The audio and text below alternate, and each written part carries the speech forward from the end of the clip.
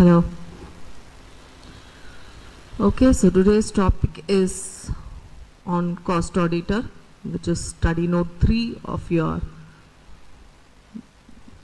study material, and this actually contributes to 10% of the entire marks. So it's pretty much easier, as well as there are few things to remember which we got to do, and then you'll be able to target 10 marks. So cost auditor, who is a cost auditor? Who is a qualified cost auditor? Who is eligible to do the cost audit as per the cost audit record rules? And who is a cost auditor under Companies Act? So these are the things we are going to see today. Fine. Okay. So Companies Cost Record and Audit Rules 2014 defines cost auditor as under. So who is a cost auditor? Cost auditor means a cost accountant in practice. Okay, so he should be in practice. Fine. Yeah. And as defined in clause B, who is appointed by the board. So he should be appointed by the board, and this definition is given under Rule 2 of C. Cost accountant in practice. Who is that? So what does it mean? It means a cost accountant as defined in clause B of subsection 1 of section 2, that is 2(1)(b) of the Cost and Works Accountants Act 1959. He should hold a valid certificate of practice under subsection 1 of section 6 of the Act, and who is deemed to be in practice under subsection 2 of section 2 thereof, and includes a firm or limited liability partnership of cost accountants. So it can be a sole proprietor, that is a firm, or LLP, that is what is limited liability partnership of cost accountants. So a cost accountant should be in full-time practice. Okay, who is going to actually sign it? He or she should be in full-time practice. Each and every member of the profession in practice is required to follow certain professional ethics and code that are prescribed by the Cost and Works Accountants Act 1959 and regulations thereunder. So what are those rules and regulations? What is professional or other misconduct? Okay. So professional or other misconduct is as prescribed under section 22 of the Act, Cost and Works Accountants Act 1959.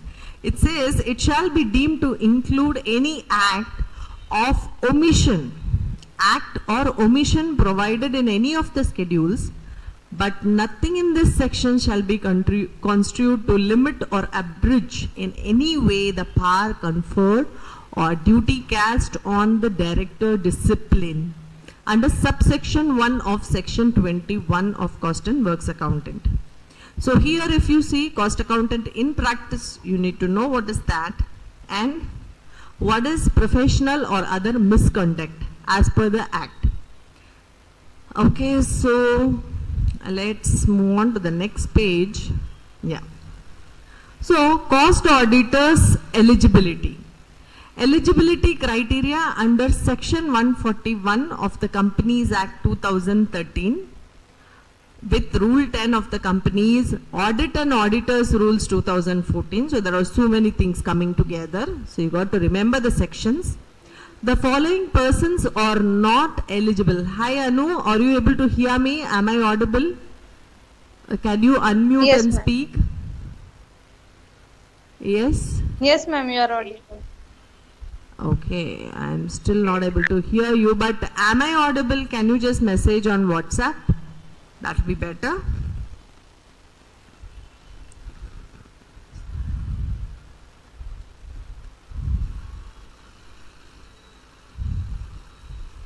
So, am I audible? Okay, then it's fine. If you have any doubts, you can post it, but usually you won't get any doubt in this particular subject matter, because we are going to discuss on cost auditor, their eligibility, what are the things they are capable of doing, and who is eligible to do the cost audit, sign the reports and stuff. Okay, so it's all about cost auditor who does the cost audit. So if you look at the eligibility criteria under section 141 of the Companies Act 2013 and with the rule of the Companies Rule 2014 and section 148 of the Companies Act 2013, the following persons are not eligible for appointment as a cost auditor. Who are they? First, a body corporate, that is a company. However, a LLP is Limited Liability Partnership, which is registered under the LLP Act 2008, can be appointed. So there can never be a the practice which is in the name of a company. It will be either in the form of LLP, associates, or it could be a firm. It could be a firm of one cost as a sole proprietor, or a firm having more than one cost auditor. That can happen. This is one thing.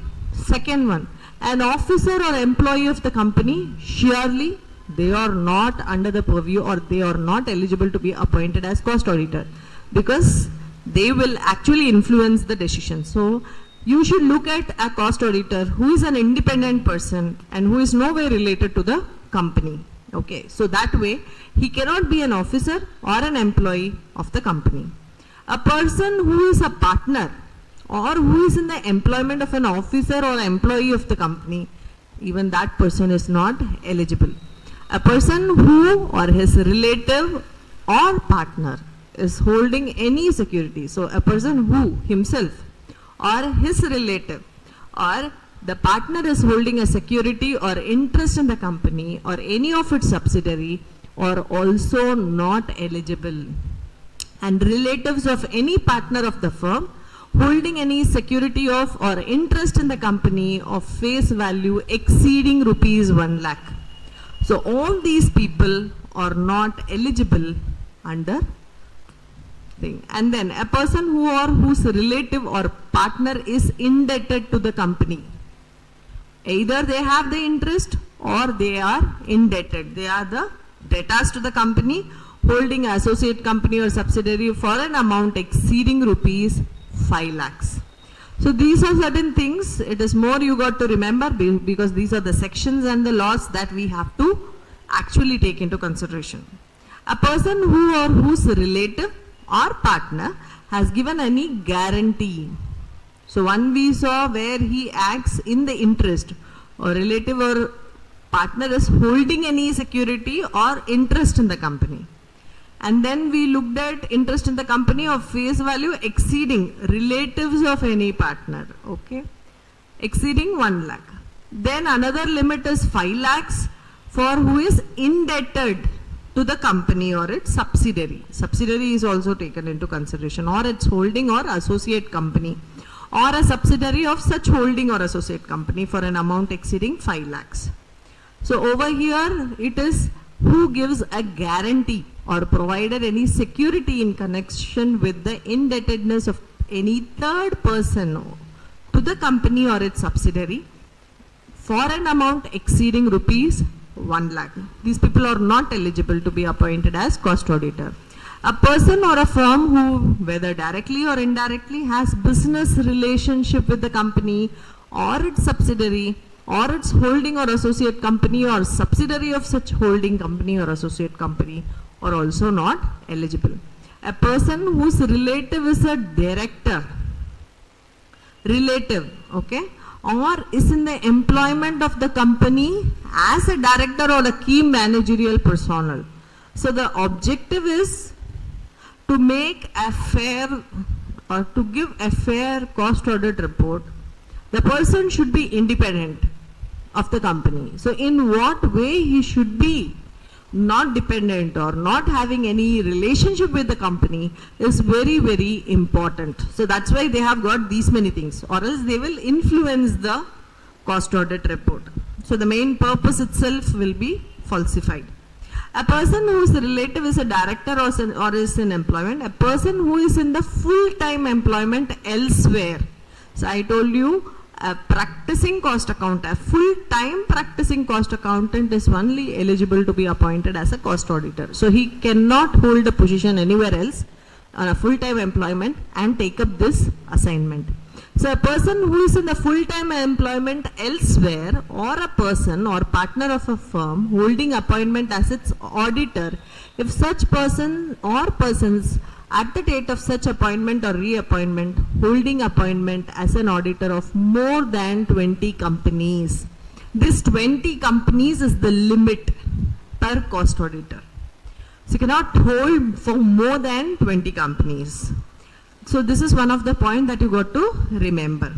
So usually these things come up in your multiple choice questions. Okay. A person who has been convicted by a court for an offense involving fraud and a period of 10 years has not elapsed from the date of such conviction.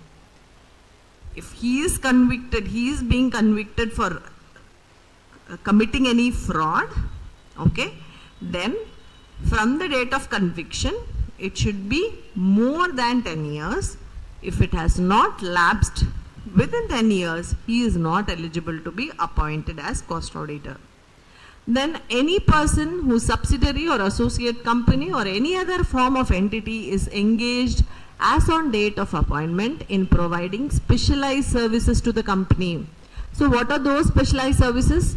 Accounting and bookkeeping services, because if he has any influence or connection over there, then obviously the cost audit report will not be rational.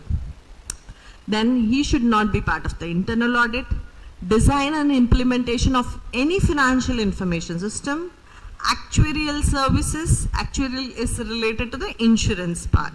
Investment advisory services, investment banking services, rendering of outsourced financial services, management services, any other kind of services may be prescribed under section 143, 141, 3 subsection 1 and section 144. So these people are not eligible to be appointed as cost auditor. Got it? So the one thing you got to remember, full-time practice, they should not be any way related, dependent or associated with the company or its subsidiary or subsidiary of its holding company or so. So in that way, you got to remember that limits, such as over here we have 1 lakh limit, 5 lakhs limit for each and every case. So in case of guarantee, it should not exceeding 1 lakh. In case if it is partner or relative indebted to the company, it is not for an amount exceeding 5 lakhs. So if the relatives of any partner of the firm holding any security or interest in the company, the face value exceeding rupees 1 lakh. So please do remember these points E, F, G, okay, wherein you have the limit, rupee limit, over and above which if they hold or they are indebted or they are having interest or so, will be disqualified. So they cannot become the cost auditor of the company in the first approach itself. What are the qualifications? Applicability of section 141 of Companies Act 2013 with respect to qualification of cost auditor. So what is the qualification? So a person shall be eligible to be up for appointment as cost auditor who is a cost accountant. Who is a cost accountant? So it is as per the definition, and who holds a valid certificate of practice under subsection 1 of 6 of Cost and Works Accountants Act 1959. So as a cost auditor, what we are supposed to do? See, every year, first I have to become, as soon as, I will tell you how the journey begins. So as soon as your CMA is done, while you register as a member, you can go as a acquire a membership and you can call yourself a grad CMA, that is a graduate CMA.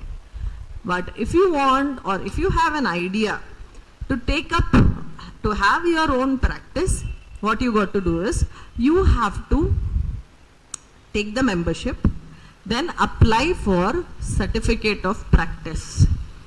and you have to pay for membership as well as for certificate of practice, and only on getting the certificate of practice you are eligible to be a cost accountant. For getting a certificate of practice, it's not like it's for lifetime you get a certificate of practice. Yearly you got to renew it, and for renewing it there are certain conditions, such as of now we are supposed to do a CPE, that is continuous program of education.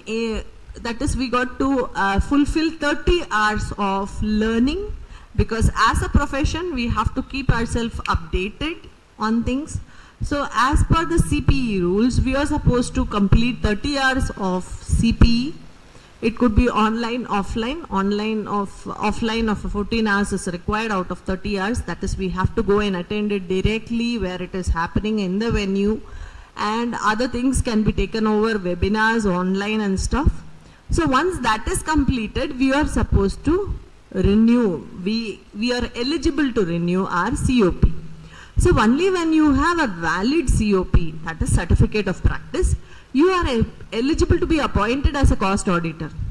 If you don't have the certificate of practice, then whatever you sign or do authenticate will not hold good. So that is what here cost accountant means. So that is how you have to acquire. But to become, to take certificate of practice post qualification, that is after completing your CMA, excluding your experience as articleship, you are supposed to have some number of years of experience, okay, to take up the certificate of practice. Fine then. Cost accountant means a person who is a member of the institute. See, first you have to become the member, and only then you can apply for COP. A person is a member of the institute if his name appears in the register of the institute of subsection 2 of section 19 of Cost and Works Act 1959.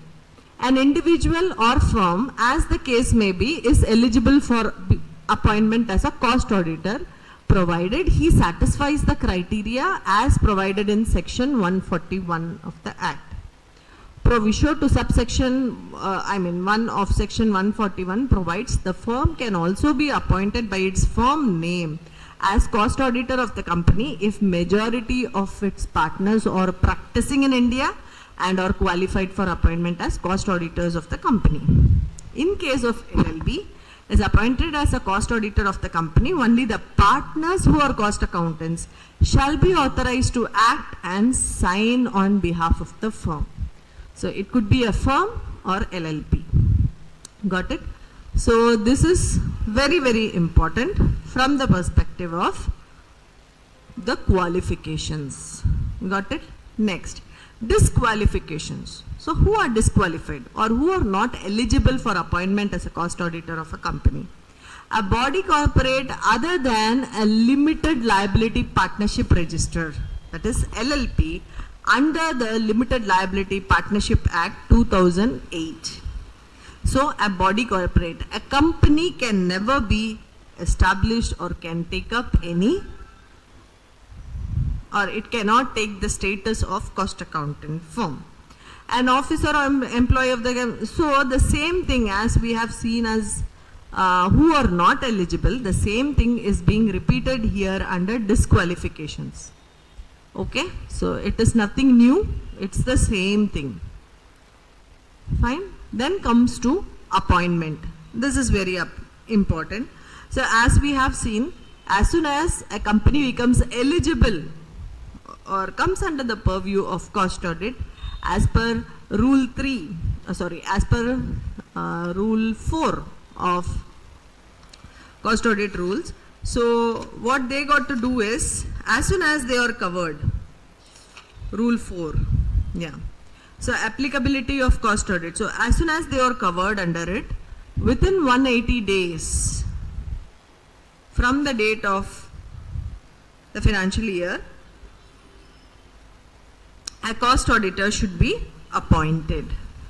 So what happens in the appointment? Okay. So as per section 148 subsection 3 of the Companies Act 2013, cost audit shall be conducted by a cost accountant. Okay.